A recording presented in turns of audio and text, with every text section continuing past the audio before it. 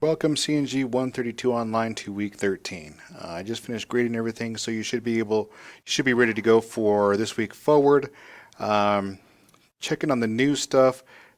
This popped up in my news. I don't know if you guys can see this on your end, but you should be getting an online course evaluation.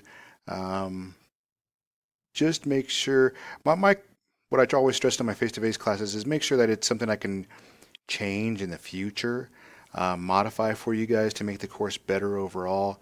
If you like the videos, say you need to be more videos or longer videos, but I think I had them just at the right length where I kept your attention through the whole video. Let's see, for last week we finished chapter 12. So we finished section 3, which was chapters 9 through 12. Hopefully everyone did their test. If not, do not worry because we have Transcender open. For the first Transcender quiz, simply open up your Transcender, choose a pretest within the middle selection, take A, B, or C, and then whatever score you get. And once again, you can take this multiple times over and over until you get like a 100 out of 100, and then submit that for your quiz and your test. All I need is a screenshot submitted in both the quiz selection and the test selection. The quiz is only over 10 points, so I will divide your score and do like a um, continuous number, not a discrete number. And with the Transcender test, it'll just be a discrete number. So let's see. Also for this week, they just opened up was the security policy. So for part of this program, you guys have learned about security policies. For this assignment, basically you design a security policy. For my example, I chose a SANS.org security resources policies, and you can just Google this also. Just do information security policy, email policy, but many do come up. For this project, I want at least 2 pages, not double spaced. So you should be able to fit a lot of content in there. I think there's about 3 to 4, maybe 5 in examples if you're running short of material, but you should at least get 4 um, 4 examples within your information security policy, and they can range from, I have a lot of people do ethics or email, a lot of people do ethics, password constructions, but make sure you can kind of think outside the box. In other policies, internet DMZ equipment policy, maybe you have a policy about hardware decommissioning of hardware, maybe even of hard drives. So think out of the scope a little bit. Go ahead and explore, especially on the website I used, sans.org. Once again, I just did a search for it. They have many different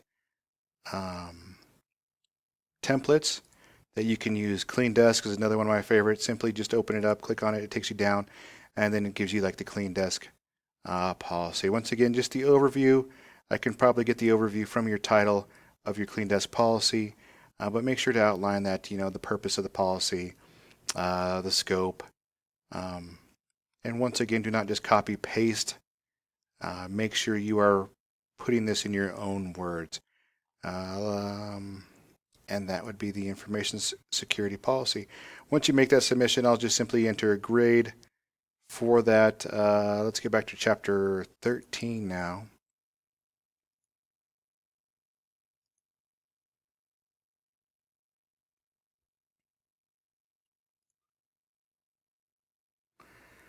With chapter 13, you come up with a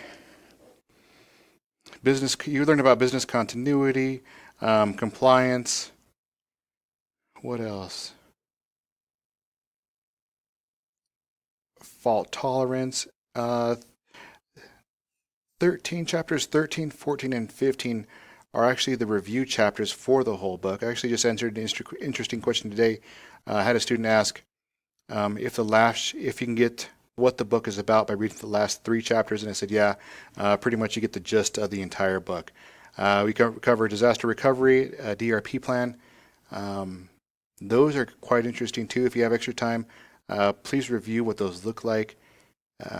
It just gives you outlines of what should happen in case your main site does go down. Redundancy and fault tolerance. backups, disk to tape, tape to tape, tape to disk, environmental controls, what kind of fire extinguisher should be used. This should be a class type C. Incident response team. Once again, chapter 13 kind of brings everything that we learned from the entire book and starts to bundle it up and package everything so we have a nice little exit point after having this course.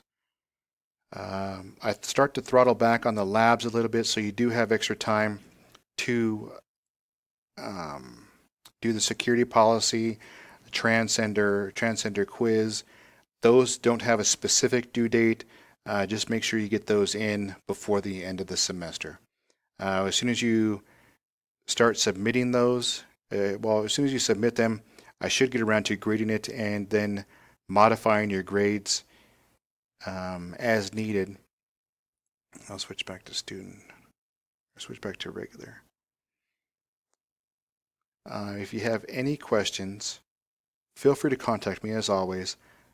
Didn't have any contacts this weekend, but I think the meat and potatoes of this, the next 3 weeks exiting from this course would be the security policy, the transcender quiz, and the transcender test. Once again, I do not have a specific date for any of these three, but just once again, don't wait till the Monday that the course ends to do all of them. I would probably, space them out fairly well, and you should have enough time with the week 13, 14, and 15 contents to actually do, I would say, at least one of these a week. Maybe get them all knocked out in 2 weeks and leave yourself the final week, week 15, with just having very minimal work to do. So if you have any questions, feel free to email me. Once again, I will check in midweek on your discussions and give you some feedback. Have a good week.